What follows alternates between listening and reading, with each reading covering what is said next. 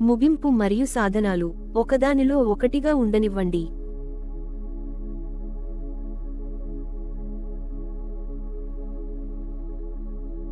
వాస్తుశిల్పం మరియు భవనం మధ్య వ్యత్యాసం ఏమిటంటే, మొదటిది ఒక ఆలోచనను వ్యక్తపరుస్తుంది, రెండోది కేవలం ఆర్థిక సూత్రాలపై నిర్మించిన నిర్మాణం.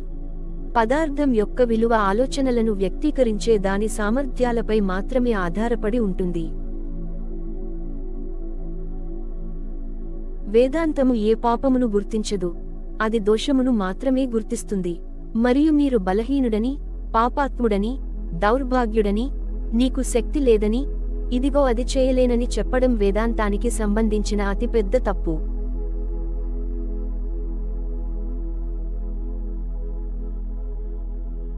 నేను పిరికితనాన్ని ద్వేషిస్తున్నాను.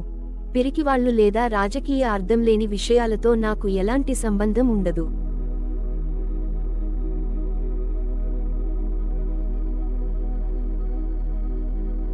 కష్టపడి పనిచేయండి, స్థిరంగా ఉండండి మరియు ప్రభువుపై విశ్వాసం కలిగి ఉండండి.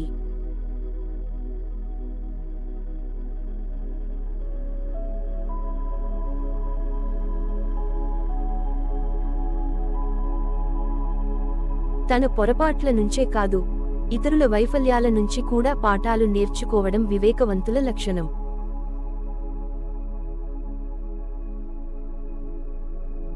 వనరులు వసతులు కాదు, ఎవరి విజయానికైనా ఆలోచనా విధానమే మూలం.